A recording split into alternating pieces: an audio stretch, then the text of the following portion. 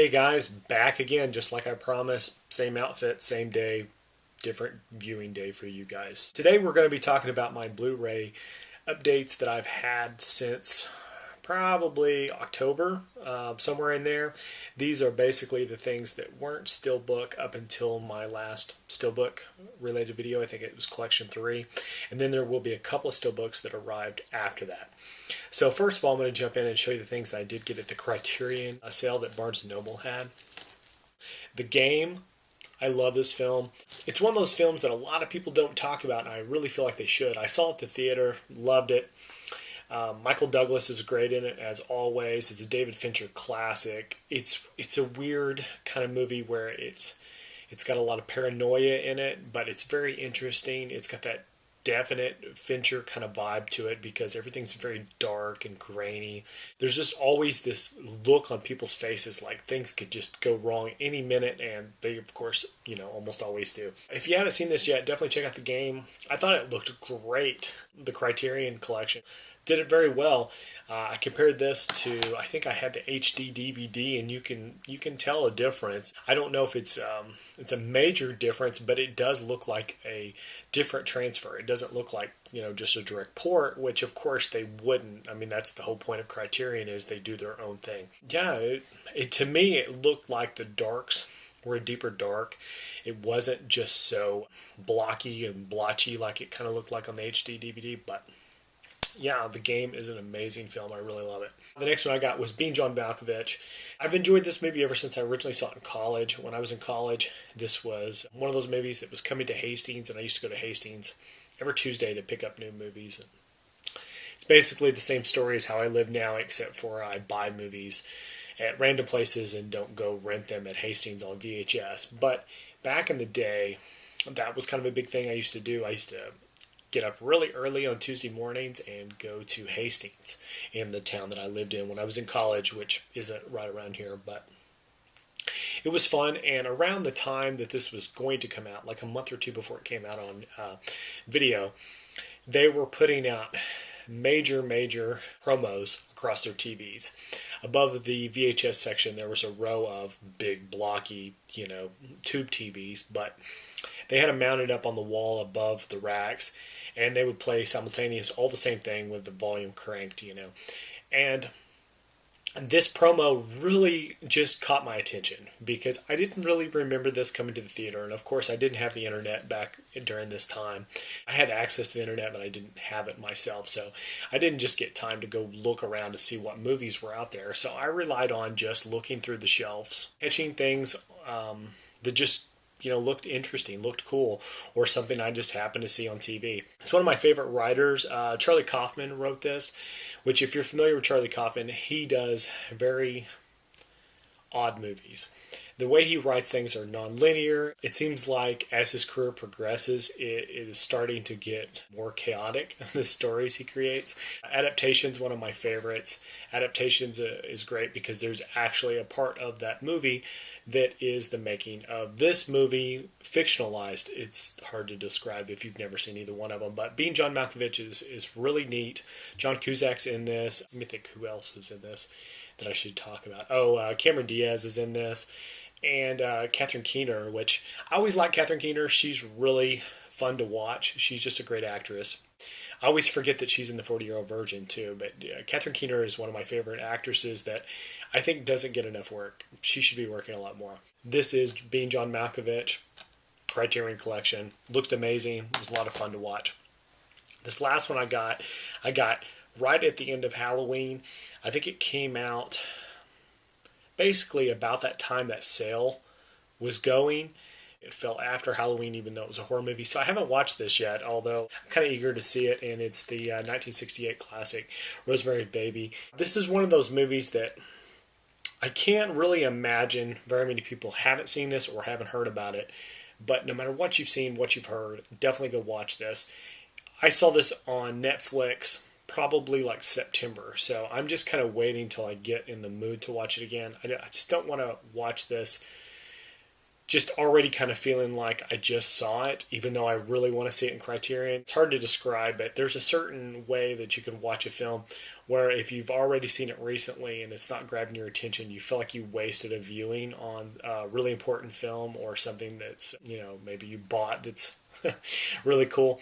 It's one of those films that it's so dated and yet it holds up so well. I don't think people give it the opportunity they should if they haven't seen it. I see a lot of people say, movies like this come out of the 60s, there's not a lot of gore, there's not a lot of this, there's not a lot of that. Just go in open-minded and give it a chance. Rosemary's Baby is an amazing film. And it's one of those ones that, to me, it doesn't even feel like the 60s. It feels more like the 70s because there was a lot more films like that rolled out during the 70s and probably influenced a lot by Rosemary's Baby.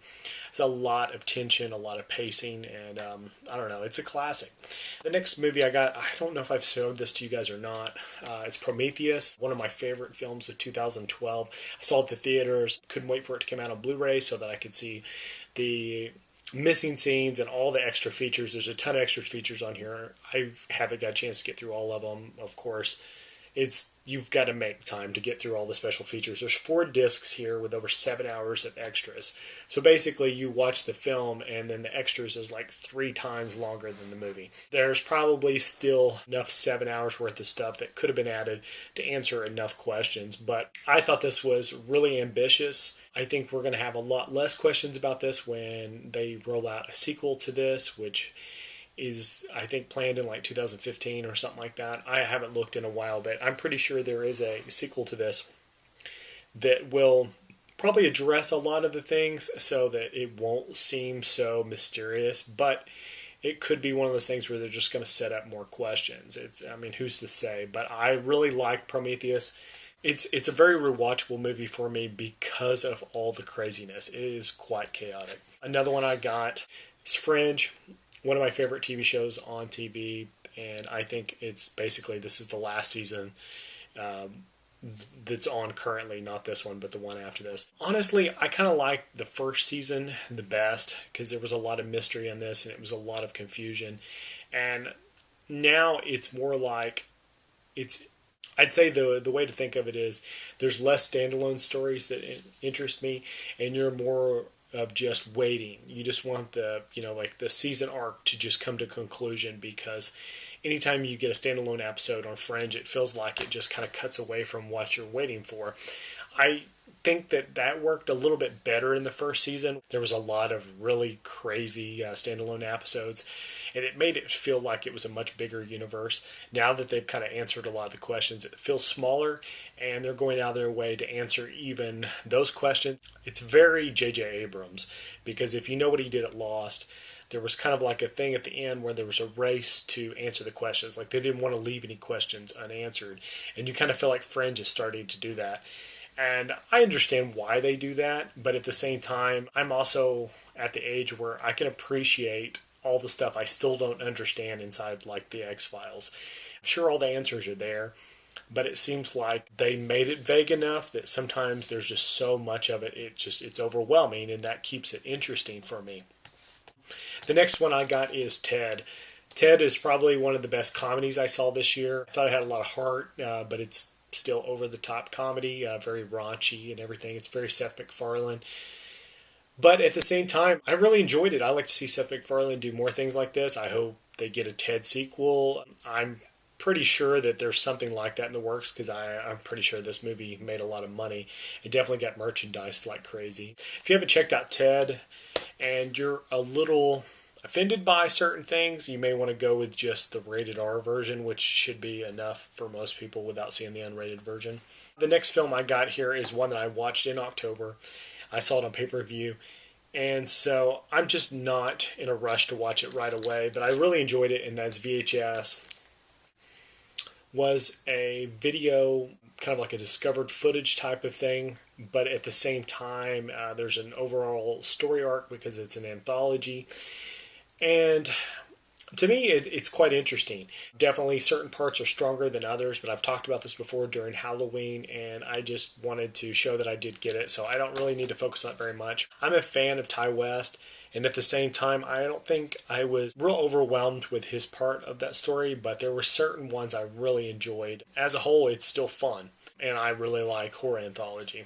This is one that I had showed that I got Halloween 2 and 3 from this series. So I also picked up They Live, which is just a John Carpenter classic. I love it. It speaks to our generation kind of and where we are now a lot more than it did when it came out. I saw this when I was a kid, right when it came out on VHS. It was a new release. I was blown away by it. I really enjoyed it. And yet at the same time, this movie seems better now than it did then. It's more dated now, but I think the message is more relevant. If you've never seen They Live, it's really cool. It's definitely something that I wish John Carpenter would have done more things like this. A lot of his stuff isn't in this kind of sci-fi action-y type stuff. Not like along these, like the way he did this, but Roddy Piper's in this, and it's just a lot of fun. It's a very, very 80s classic. And Scream Factory does some really good stuff like this, and there's the original cover there. I've got the reverse artwork flipped over there. I love that sticker there where it just says bye. This is one I really look forward to that I enjoyed, but I wasn't overwhelmed, and that is Savages. Oliver Stone hasn't really done a movie like this in a while, and personally, I think I had really high expectations. It's good. I enjoyed it. But as a whole, I think most people that like his stuff will enjoy this. It seems very mainstream for his normal kind of stuff. It's like that. It doesn't seem quite as experimental as some of the films similar to this that you would think of, like Natural Born Killers. Oliver Stone definitely made that a little less, typical Hollywood than this. This kind of comes across more like a Scott Free production, something like that. I think Oliver Stone still makes really interesting crime thrillers. I wish he would start making political movies again. I really enjoy his political dramas the best. Also, I got this film. This was probably just me wanting to watch Tim Burton and Johnny Depp together, so you guys could probably guess that that's what it is. And this is Dark Shadows. I have only seen bits and pieces of the original series, the old TV series, and that ran forever, and there's a bazillion episodes to see, and I'm not real familiar on that, but I think that this was probably interesting enough. I don't think there was really a need to know all that. You could probably appreciate more of this if you understood all that, or though you may not like Tim Burton's version of that, but as a whole, I thought this was entertaining. I don't think it was quite as funny as it wanted to be, but that's just my opinion. But it kept my attention, it entertained me, so yeah, that's that. And this is Best Buy exclusive only currently. I can almost guarantee this is going to go everywhere very soon. But this is Nightmare on Elm Street collection, and the reason I didn't watch this is because it was right after Halloween also. This Nightmare on Elm Street collection series is all of the films. I think the only thing that's not in here is, of course, the Freddy versus Jason stuff, but you get the original Nightmare on Elm Street 2, 3, 4, 5, Freddy's Dead, and New Nightmare. This, at one point, came out in the UK and looked basically exactly like this, and I think the only difference is they just kind of updated everything to match what they had already produced for Region 2. And this is actually a pretty cool collection. It's very compact. I don't think I'm going to let go of my DVDs, but I would like to see that in high definition and see if I can see a little better quality on it. So that's that. Probably not much to say on it. The next thing I've got here is a couple of Steelbooks. I've shown all my Steelbook collection, but I probably won't do a full Steelbook collection part for a while, so I'm just going to go ahead and update these. I got Resident Evil Retribution. I kind of wanted to get this only because I had the other Resident Evil Steelbooks, and it just felt like something I could put in line. This was actually one that Best Buy got. Up until this point, Walmart had got the other films, and I can't even remember, like if they did, like the last one. I don't remember who put that out or whatever, but this one was at Best Buy. These films are okay. There's not much I can say about them because honestly, it's kind of like a dead end kind of thing. as much as they try to make these films entertaining, they've diverged so much from what I would think, Resident Evil would be about, and it's just kind of turned into the same thing so much that I can't even hardly tell them apart. I really enjoy the first one, and the other ones are just kind of, meh. But I went ahead and got it. I wanted to finish the collection, which is a really lame thing to say. Yeah, this is the Steelbook. There's the back. That's what it looks like on the inside there. There you go. And then last but not least, although some people might say it's least, this was a Walmart exclusive I just stumbled across. I was actually Christmas shopping, and I saw it, and I thought, I was thinking about it. I wanted to watch this. I heard nothing but, mediocre and bad things about it. But I kind of wanted to watch it just to see how bad this would have to have been to made so many people mad. And that's the new Total Recall. This is the one that I probably only got this because I saw it in Steelbook. There was a side of me that thought, this is Walmart exclusive. It's sitting there. I better get it now because it's going to be gone and then it'll be almost impossible to track down. But at the same time, this film is, it's not a bad film. It's just very bland. I really, it's hard to describe because to me, the original film had so much charm and they changed this so much. And I'm not really for sure why they changed it so much. The original story is, there's the inside. The original story had a lot going on. And honestly, this one just didn't hold my interest. And I think in the end it just turned into eye candy, and I watched it purely for just the eye candy. It was okay. If you like to see really great looking film with a lot of special effects, this might be for you. Otherwise, if you're a big Total Recall fan of the original, I can't see how this would translate very well to that other than just to probably make you angry. Hate to end on a downer like that, but you know how it goes. I think I didn't say much that people had already thought. But I will go ahead and end this at that. That's my latest update. If you guys want to see anything else, like more in depth, or if I didn't talk about something, feel free to leave me a question or comment about that. Otherwise, I've got one more video coming up. This is actually the video after my Christmas haul. So if you want to see my Christmas haul, that will be the video before this. The next video coming up is going to be my Laserdisc update. If you have any interest in that, that should be coming up in just a couple of days. Okay, I will see you guys again next time. Take care. Bye.